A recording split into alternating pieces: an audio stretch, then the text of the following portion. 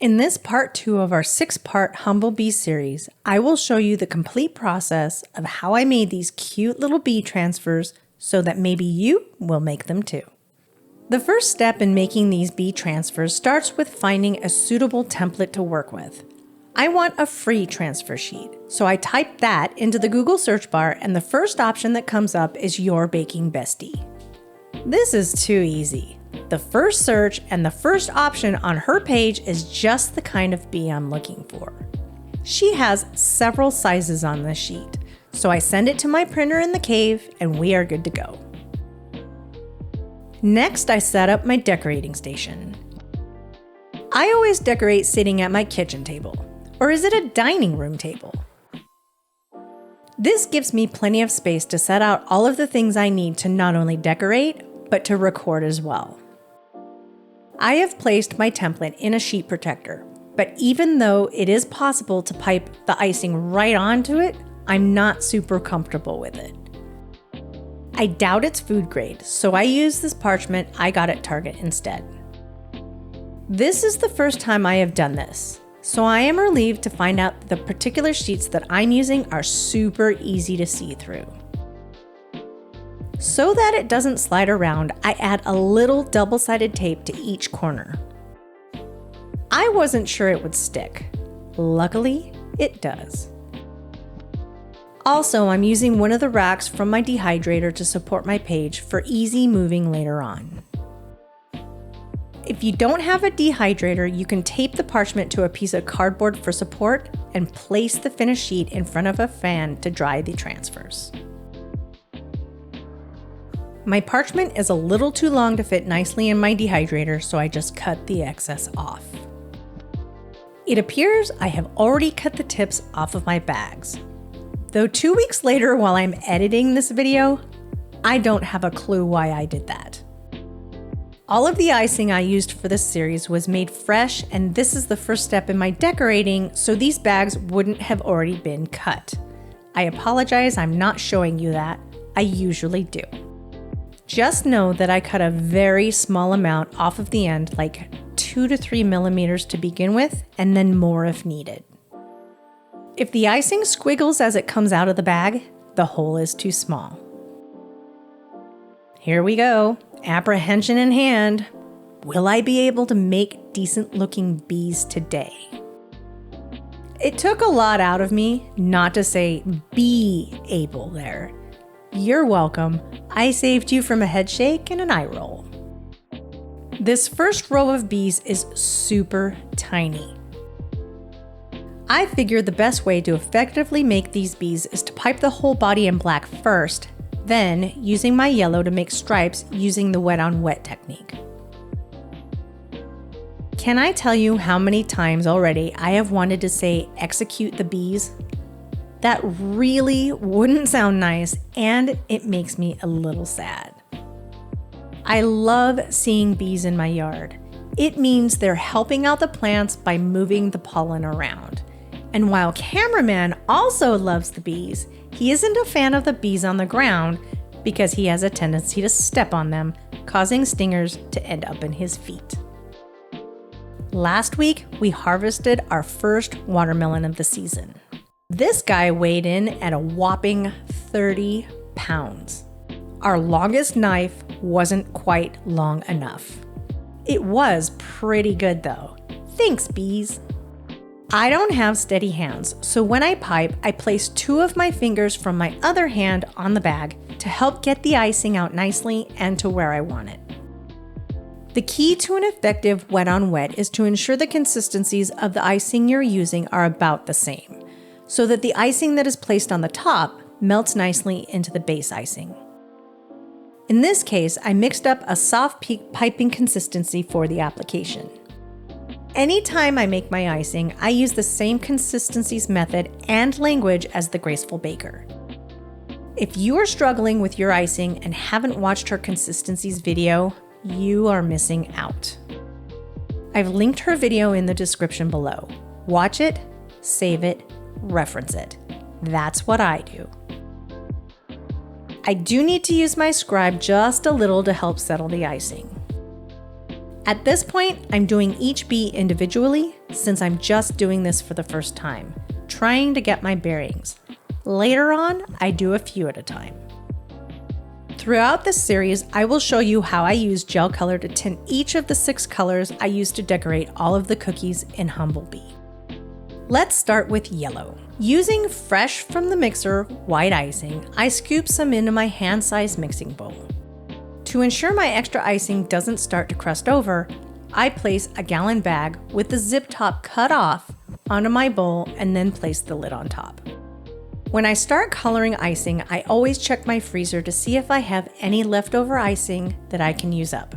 I don't like wasting, and it makes the process easier since I'm not starting from scratch. Today I'm in luck. This is the yellow I used in part 3 of the Princess Chronicles. I mix it up just a little before adding it to my bowl. I have a little more left in my piping bags, both the Flood and Soft Peak I used.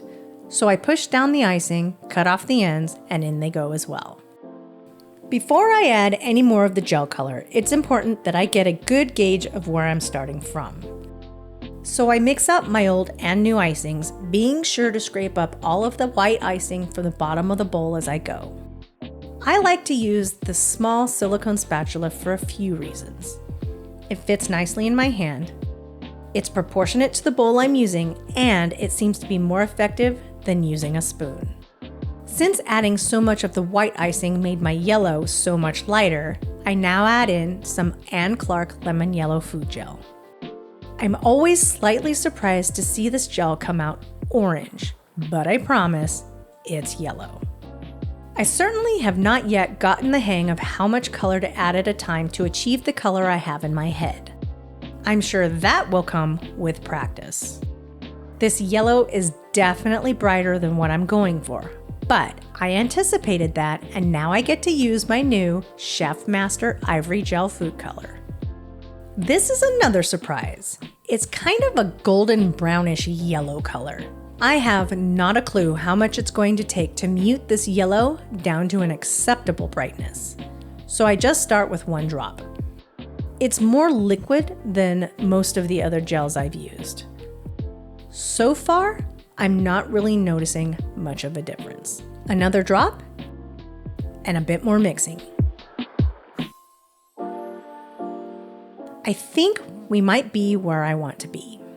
It's subtle, but I think it's enough. If I have the time, I like to let my colors develop over a number of days.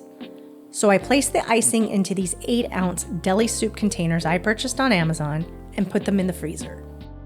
Believe it or not, the colors still develop while frozen.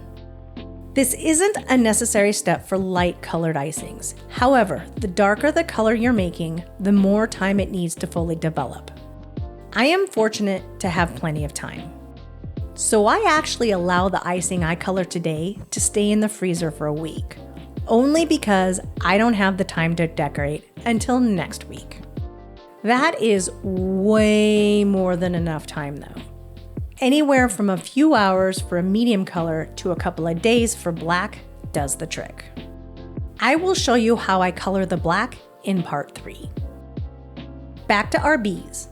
I love that this transfer sheet came with 4 different size options. I'm not really sure how many bees I'll need and what size, so I'm going to do just 1 row of each. Spoiler alert, by the time I'm all said and done with all of the cookies I make, I wish I had done more of the tiny ones. I'm starting on row 2 just to allow the first row to dry a little before I add the wings.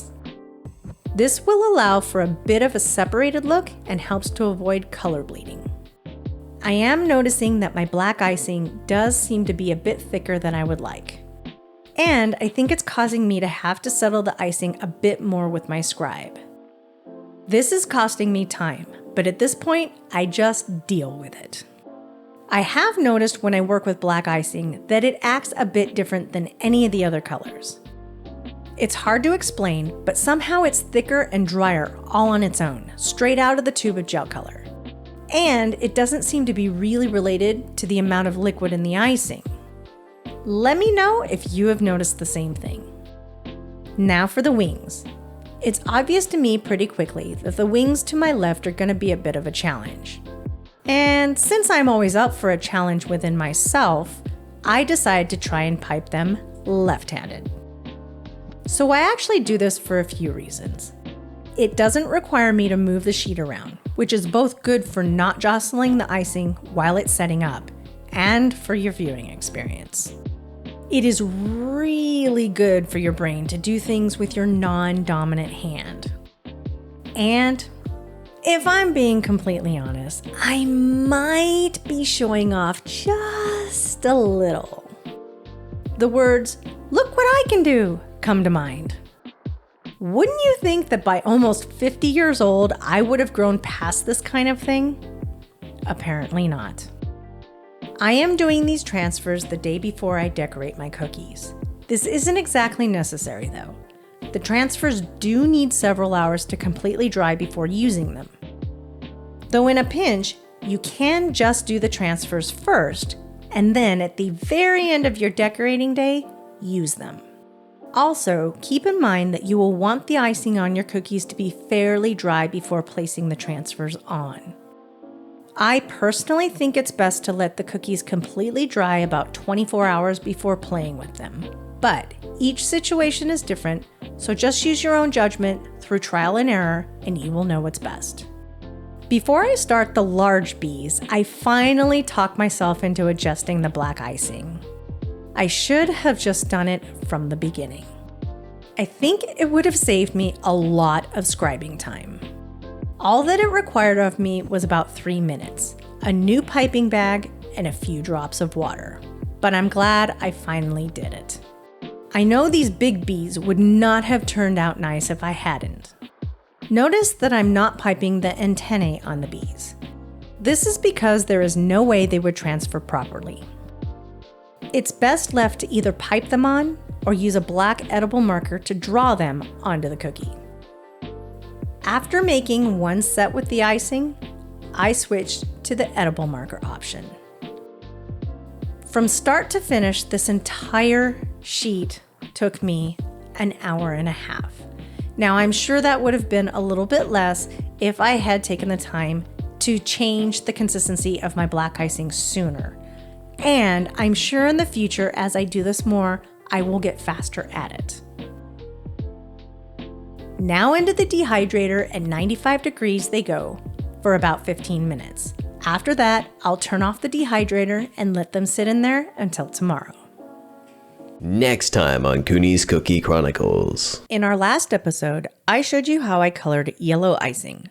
In this part 3 of our 6-part Humblebee series, I color black icing, make these bees, and attempt writing on cookies again.